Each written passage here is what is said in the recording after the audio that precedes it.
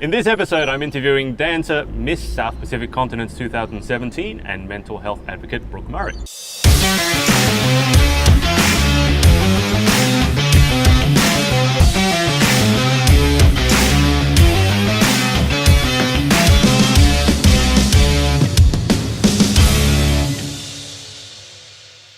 Hey everyone, it's Adrian and I am here with Brooke Murray. Brooke, welcome to the show. Thank you for having me. Now, Brooke, like most of the people that I interview, is obviously multi-talented, but also you got different things going on as well. So how would you introduce yourself in a few sentences? In a few sentences, I would say that I'm a dancer and cheerleader. So I work professionally as a dancer and cheerleader, and I also teach.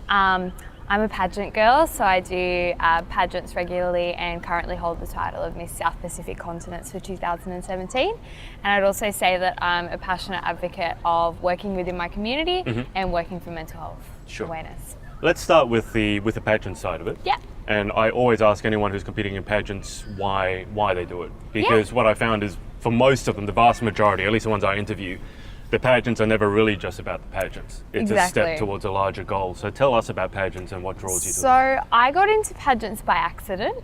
Pretty much I saw a pageant. It was a smaller one on social media, and I had nothing on that weekend and thought, you know, why not? I was in a phase that I was in recovery from mental illness. So I suffered from anxiety, depression and panic disorder. So I was in a recovery stage where I wanted to try new things, get out there again. So I saw this pageant. I was like, got nothing on, why not? And I kind of just got hooked from there. Yeah, it really, the platform that pageants has given me, it's really been able to connect me back with my community and has allowed me to do, the work with mental health advocacy that I really want to do. So you're similar to what I was telling you about Sophie. So you were in that recovery phase and you decided to go into a pageant. Yeah, exactly. Whereas I would have assumed that most people in that phase, the last thing they want to do is go on stage. Yeah. Especially, in tall heels and maybe a bikini, and because that sounds really confronting. Exactly. Well, for me, I've always been a performer. I've been dancing since the age of 3. I've always been in costumes on stage, and I feel most at home on stage, really. So it was a phase that I really wanted to get back out on stage, back into doing what I loved, because I hadn't done it for so long. So that was really what motivated me to get into pageantry. Right. So can you run us through your pageant resume? So far, I did a little bit of research. I know there was Galaxy this year. Grand Australia last year, and now obviously South Pacific Continent. Yes, I did Miss Continents International this year. Can you name all of the ones you've competed in? So I started off with Miss Sydney Australia. I then went to Miss Global Australia National Finals. Then I went to Miss Grander Miss Supranational. I then went to Miss International Australia National Finals, so I was first runner up there. From there I went to Miss Galaxy Australia, and that was, my goal was top 15, and I did that, so I was really happy. And then Miss Continents came up, and this title. And you've just come back from the States. I have, So tell us a little bit about what happened over there and how it was for you. Yeah, because you said it's the first time actually going to America. It was the first time I went to America, so it was a completely different world, but it was probably the most incredible experience I've ever had. I went over as an at-large contestant, so I competed for the South Pacific region, and I was lucky enough to go over with Madison Croft, who was my team, and Team Australia, so there was heaps of Australians supporting each other over there, which was awesome. So we competed in Las Vegas. There were probably about 40 to 50 contestants in all sorts of divisions. So we had a teen, we had a miss, and we had a misses for the US and for international competition. We competed over a number of days. I made a lot of really incredible friends from all over the world, which is amazing. My roommate actually was from America, and she was helping me walk through the buffet because she was a chef. So they had all different foods that I had no idea. That sounds like two careers that are incompatible. No, she was a culinary chef. So she was walking me through the buffet of all the foods that I didn't know. But I ended up top 5 there, so 4th runner up, which I was stoked with. Like, I didn't expect it. So it was an unbelievable experience. It was amazing. What did you think of American food? I mean, you mentioned the buffet. I mean, I've been to America several times. I can't say that American food and being a pageant queen would probably go hand in Look, hand. it was difficult because they had this amazing dessert buffet. All the stuff you can't eat. So during pageant week, I was Yeah. like, no, I'll try and stay away from that. And then once the pageant was over, it was You like just camped there all and ate. hands in, yeah, chocolate ice cream, everything was great. But it was different. I was like, there was these things called hush puppies. They Isn't were that a like, shoe? well, that's what I thought, but no, it's like this I know little. Americans have different tastes. Yeah, but it was that's a like bit this extreme. little potato thing. But my roommate told me that if it's not cooked correctly, it tastes like a shoe. So that kind of makes sense, yeah. Okay. All right. So coming back from that, I mean, what are your plans pageant-wise, I guess? I mean, you're the title holder now. So Yeah. what are you going to do with that? And, you know, is that it for now? Or are you going to compete in more pageants later on? Look, or not sure? I never say never. I will probably compete in pageants again. I love it. It's an industry that I'm really interested in, I'm really passionate about, and it's given me so many incredible opportunities. So at the moment, I'm working with the new director of Continence Pageant Australia, working with some new contestants. We have our national final for the Australian title in November. So I'm currently working with some local contestants, so girls around my area from a junior age to about a teen. Right. I'm also talking with some of the Miss contestants, just pretty much doing anything I can to help them, tell them about my experience, because I had such an incredible experience. I want others to be able to do the same. So currently working with the director of Continence Pageant Australia to really build that up within our country, because it is such an incredible system. So you're doing quite a lot of work, sounds like, behind the scenes as well, not just on stage. Yeah, so I'm doing a lot of work with them, just building that up and helping wherever I can. And then still doing a lot of community work. So next week I have a gig with the local nursing home. So I go in and sing at nursing homes. So I'm doing that next week.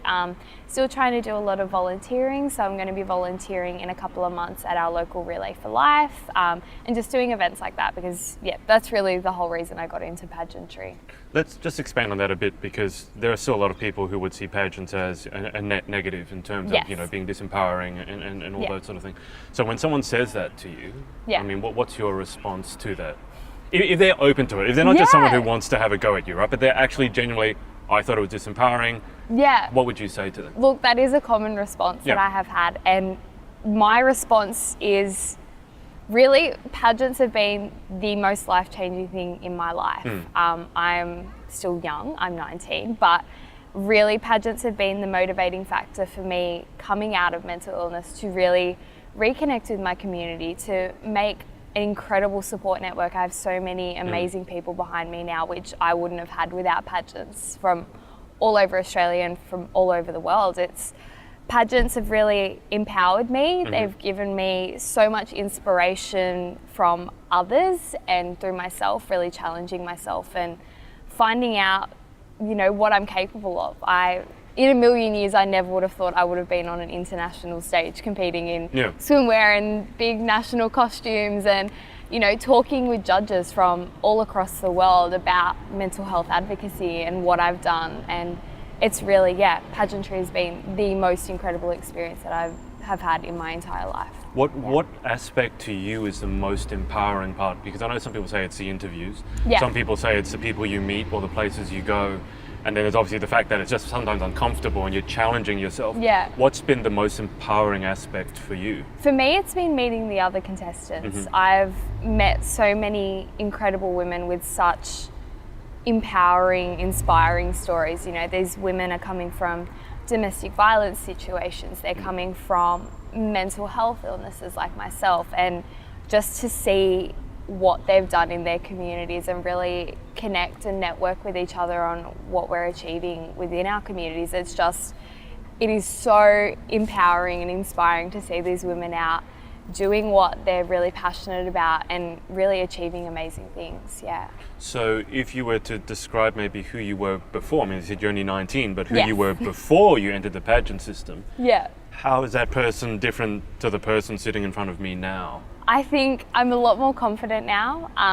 I've always been outgoing in terms of stage-wise and on stage performing, but in real life in person I was very quiet. I didn't really talk to many people or move outside my comfort zone. I was kind of in my little box, and I did that and that was great. But pageants have really shown me that I can do so many different things, and have given me so many opportunities that I'm now more confident, I'm more motivated and more passionate than I've ever been, and more determined. I've just met so many people that have really inspired me to do so much more with my life than I ever thought possible. Right. Now let's talk about, you mentioned a couple of times the mental health aspect of it. Yeah. And I know you're passionate about sharing your story. Yes. And these stories are often confronting. I always find it's amazingly brave of anyone to want to talk about it. So can you tell us what your story was, or what your journey was? So I was always a bit of a perfectionist, always a bit of a stress head. I was? That one. Still am a little bit. I don't think most it ever perfectionists, goes away. like the best I can hope for is recovering perfectionists. Yeah, still a little bit there, but I was always that kid that was studying for the exam right until the minute I went in. So in my senior years in high school, I deteriorated quite fast. I ended up having a really bad breakdown in my trial period in HSC. Before that, I didn't really want to seek any help. I didn't want to admit that anything was wrong, because I thought that would mean that there was something wrong with me. So you weren't perfect, basically. Exactly, I didn't want to admit that. So after I had my breakdown, I went and sought help and was diagnosed with severe anxiety, depression, and panic disorder. For me, I was a straight A student at school, so it didn't work for me. I didn't really want to accept that for a while. Sure. But it got to the stage that, you know, I was getting up at 3 a.m. to study. I would go to school, I'd come home, study till 11, and then I'd go to sleep if I had an exam. I would study, even if it was like a minor topic test, I'd be studying for 15 hours. Yeah. I'd get really sick, so I'd always have a flu or a virus, or I'd be physically ill just because of the thought of going into an exam. I mean, did you enjoy, it doesn't sound like a job, that sounds like a silly question, but did you enjoy when you got good results? It sounds like the whole thing was just stress. I was always stressed. I think even when I got an assessment back that was 100%, I was always still questioning it. I never thought that I really deserved it.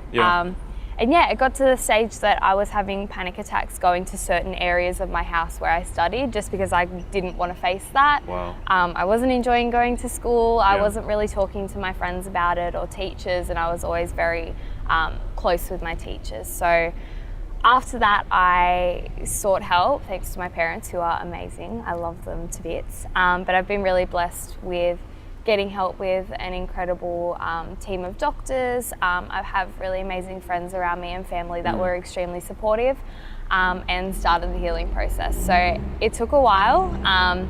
For me, going through school with that, it was very difficult, because I was always a straight A student. I was the dux of my year in year 10 and year 11 and year 12. I could barely sit an exam without having a panic attack. So for me it was... And that's not, I mean, you said you're 19, so put this in perspective, that's only like a couple of years ago, right? That was about 3-4 years ago now. So I've come a long way since then, and I feel really blessed to have done so, but I never would have been able to do that if I hadn't had the support to seek help. And I think that's a really big issue within our society today, that there's this massive stigma behind mental illness, and that, you know, there's something wrong with you, which is exactly what I thought. I didn't want to admit that anything was wrong with me. Especially when you're a high achiever and you combine that with being a perfectionist, you don't want to admit it in the first place. Exactly. So that was really difficult to deal with. But once I actually sought help, you know, I recovered, and I'm now at a stage that I really have realized that the only way to overcome mental illness and the stigmas behind it is to be vocal and to get out there. You know, I've had so many people connect with me since I've been talking about my story and really sharing that, you know, they share your story, of their stories with you, and it's incredible the network you build up once you are vocal and once you do seek help. I think the most rewarding thing for me, I have gone back into my high school a couple of times to talk to senior students and to like?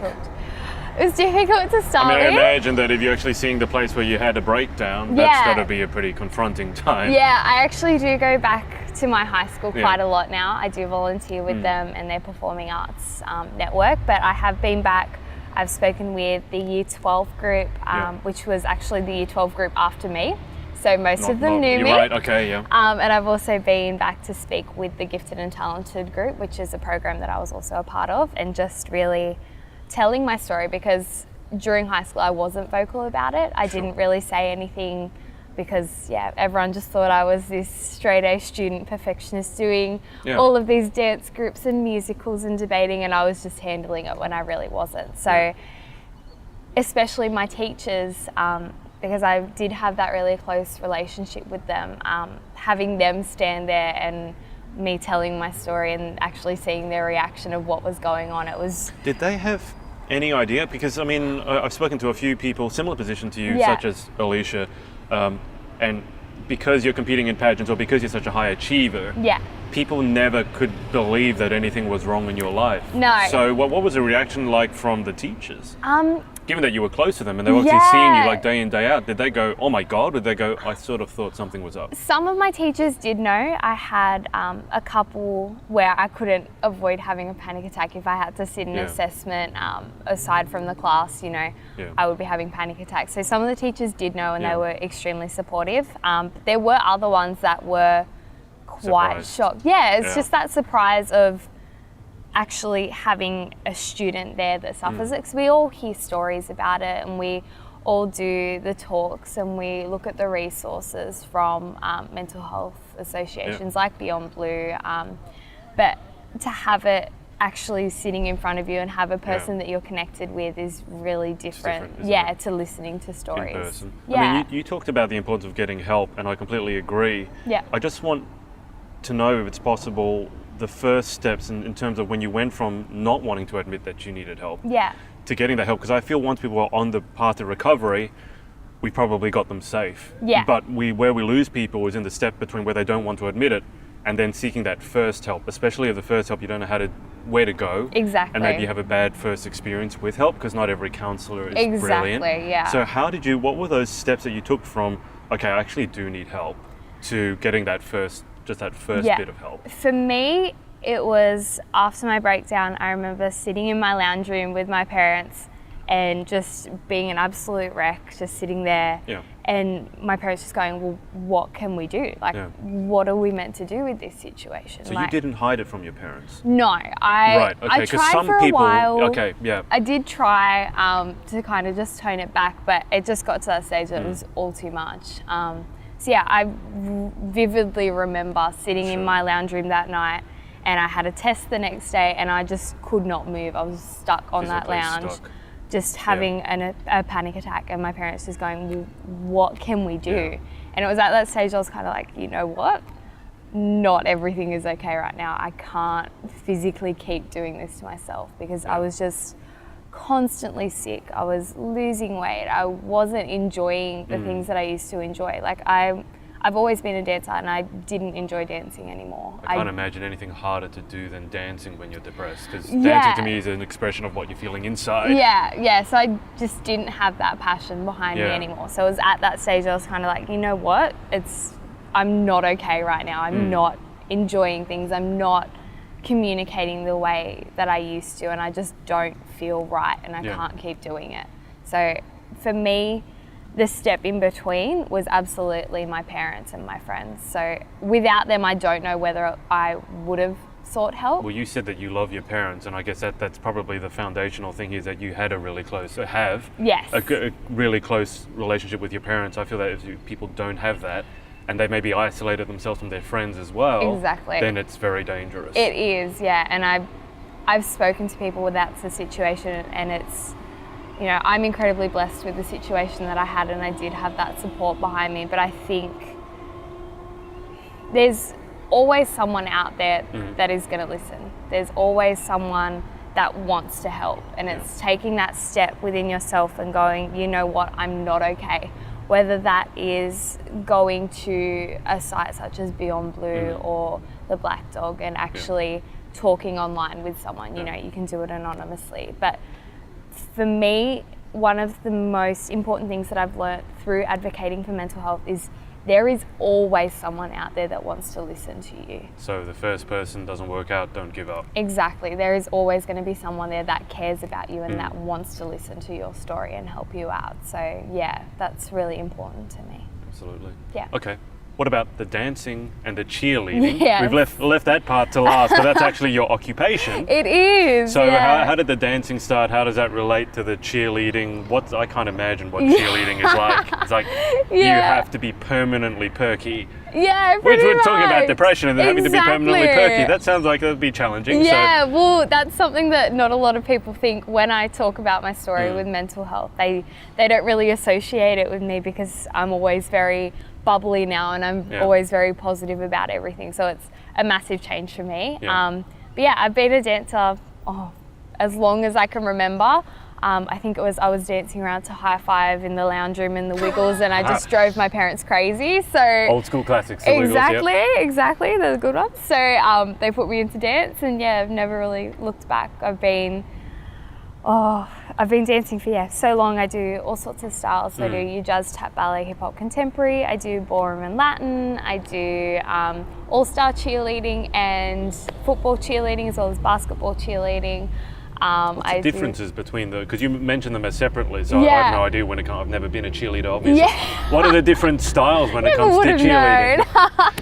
No, so all-star cheerleading is like your American style. So it's more of the stunting. You've got all of the different components and it's very competitive. So we work off a scorecard. So it's a booming industry in Australia. It's one of the fastest growing sports at the moment. So you go to a comp and it's another world, but you have all of your components, so your jumps, your tumbling, you have a bit of dance in there, stunting. So similar to the ones like you see in the movies? What was it, like kind of like Bring It On. Kind of like Bring It On. But and then you've got your football cheerleading. So I currently am a cheerleader for the Cronulla Sharks, and I also was with the Sydney Kings basketball team for last season. And that's mainly dance-based, but the Sharks have actually brought in a bit of all-stars, so we do incorporate a little bit of stunt. We have a stunt team that comes in, which is really amazing, but it's a lot more dance-based and a lot more audience-based, so we work more with the fans on the sidelines. What's the craziest stunt that you have had to pull off? Myself? I'm going to imagine it's something involving you being upside down in the air. Yeah, look, I like being on the ground. I like I think most lifting of us the people. do. Right, okay. You don't like being thrown up in the air? Yeah, no, I've done that. Didn't love it. Right. I'm a control freak. I like to be on the floor. But we do all sorts of things. So we have people above our heads on one foot. We have them twisting around and catching them. We're tossing them up in the air as high as we can go, and they're doing the splits or they're doing tucks or all sorts of different things. So you do a lot of crazy stuff in cheer, but it's so worth it. It's amazing. Do you have to hit the gym regularly to stay in shape for the cheerleading, or does the cheerleading keep you, is the fitness part of the cheerleading? Bit of both. I do a bit of everything. So I'm regularly training both myself and I also teach, so I train through that as well. Yeah. But I'm pretty much working out most days of the week through either teaching or training myself. So I do a bit of gym work every now and again, but very, very tight schedule. But no. Not surprisingly. No, I do keep really active for it, and you do need to be really in shape to be able to cope with the routines. So what about how you eat? I think people would be interested to know that. How does a cheerleader eat? Well, I'm a bit naughty. I like chocolate a bit too much. What is it with you pageant girls and chocolate? I love chocolate. That's literally, my I'd put it thing. there and it would turn around and just disappear. It would. You don't put it there because it was in my pocket. But I imagine it's not always chocolate. So what do you do when you're not being naughty? No, I do eat healthy. I do eat quite well. So I'll have, mix of your carbs, and then I love vegetables. I'm a massive vegetable freak. So I'll eat all the vegetables I can. Yeah. I love chicken and all that sort of thing. So I do try to eat healthy as much as possible, but yeah, I do sometimes have the occasional chocolate or two. What's the Achilles complete just can't? Is it Nutella? Is it Ferrero Rocher? No, is it Tim Tams? I don't like Nutella. I know, it's a bit weird. So what is it that does it for you? What's your Nutella? Oh, like Cadbury chocolate, a good Cadbury chocolate, like just a whole caramello, block? just Caramello. a whole block. Maybe not in one sitting, but I would give it a go if you needed me to. Perfect competition. I mean, you were roomies with Alicia. Alicia has told me some stories about the psychology behind eating whole blocks of chocolate. Oh yeah, We can go into that later. So if people want to reach out to you yes. and follow your journey, like social media wise, what are the best ways to do that? Yeah, so most of my social media is run through my Facebook. So I currently have a Facebook page, which if you type into the search bar Brooke Murray, so I'll link it up below. Yeah, so because you've got lots of Ys. Yeah, lots of Ys. As in Brooke Murray. Yeah, I just kept typing Ys until it came up. I was like, cool, we'll go with that. But yeah, even if they just search Brooke Murray or Miss South Pacific Continents, most of my work goes through Facebook. I also have an Instagram account with the same handle. I'll put it in below as well. Okay. Just right How here. many Ys are there at the end? Do you actually know? Four, I think. 4 Ys. Just kept pressing it. But yeah, so most of my work's through social media. But yeah, so they can always reach me through there. I'm very responsive. I'm always checking it. So yeah, I'd love to hear from everyone. Okay, sounds great. We'll wrap up. 10 questions. Same 10 questions. All right. You're a pageant girl, so there has to be one change. I don't know if anyone's actually watched enough interviews. I don't know if you have, but the 7th question changes depending on whether it's a pageant girl or anyone else. Because the 7th question normally is what your favourite curse word is. And the first time I asked that was with Miss Tasha Ross. I didn't know you can't ask a pageant girl that. Like I didn't click. And she just refused to answer. I'm like, what the hell? So I know now not to ask that question. Not that one. Yeah. Someone said, wait till they finish their pageant reign, then you can ask them. Then like, okay, we'll now answer I get all it. your questions. All right, so number 1, what is your favourite word? My favourite word, chocolate. I think that's just because we've been talking about it. I just think about chocolate all the time. What about what's your least favourite word? Moist. That's like the international word, I swear, that everyone just does not like. Although you know Olivia. Yeah, hers is crusty, wasn't she it? said she doesn't mind moist because she thinks chocolate cake. See, I saw that. I was kind of like, yeah. And I'm not loving crusty either, but no, moist is number 1. All right, what turns you on spiritually, creatively, just about in life in general? I'm not going to say chocolate again because that will get me in trouble. If it's the truth. No, what turns me on? Being passionate. Anyone that is passionate about whether it's a cause, whether it's performing arts, whether it's anything like that, if they're passionate about it, I'm completely on board. Yeah. What about what turns you off? Negativity. When people are negative about situations, I think that you can always find a positive in something. So negativity completely turns me off. Absolutely, I agree with that one. Okay, what sound or noise do you love? Oh, this is going to sound really weird, but I love the door opening because most of the time, I know this sounds weird. Is it a particular door, like a squeaky door, an automatic door, a car door? When my back door opens, I love it because it means that my dog's coming in and she's like my baby. So I have like a little white 5 kilo fluff ball. And whenever the door opens, I know that she's going to like come bowling in and just tackle me and everything. So it's not just a generic door. No, it's just your not like my back door. Okay. Let's go with that, not just Otherwise, a generic a lot of people just opening doors for you. Like, I love that sound. What sound or noise do you hate? Balloons popping. Oh, no. Can't deal with it. So if someone holds a balloon in front of you and it makes me really nervous when people squeeze the balloons. Like that and game. You know that squeaky sound. Yeah, and there was that game in primary school where you put like lots of balloons down and you put the table on top. Did you ever play that? No. And you like stand on top of it? Oh, it freaked me out. Your school sounds more fun than mine was. It was really fun, but it freaked me out. Couldn't deal with it. Okay, the 7th question, which won't be what your favourite curse word is. If you could have a superpower, what would it be? Oh, the ability to be in a million places at once. Oh, yeah. I really need that. I need that. I completely agree with that one. Yeah. Okay. If you could have like a different occupation other than the ones you've tried, so what occupation other than your own would you most like to try? Ooh, that's tricky. So if you weren't a dancer, you weren't a chocoholic, all those things. What would I you? wasn't a chocoholic. I don't know if that's an occupation. Pretty much. Let's go with, I'd love to be a cyclist. So this is a bit of a story. So I can't ride a bike. Fun fact about me, I can't ride a bike. But my dad is a world champion, world record holding track cyclist in Masters. What's his name? Chris Murray. Right. But so he's multiple world record, multiple world champion. And you can't ride a bike. And I can't ride a bike. How did that happen? I was in the dance studio Yeah. a lot. So he tried, God love him. But yeah, I can't ride a bike. So I'd love to be able to be a cyclist and just... So what happens if we put you on a bike? Like, do you just fall I'd off? probably just go in circles. Like, I could always turn left. So I feel like I'd be a really good velodrome cyclist if I could actually if you ride can a go bike. the right way. Yeah, well, they always turn left. So. Are you coordinated?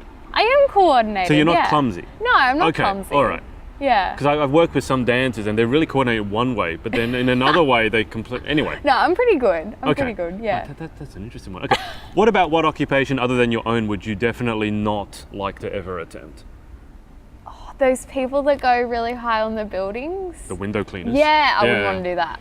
No, Yeah. I'm not good with heights. I can see the logic behind that one. Yeah, no. Okay.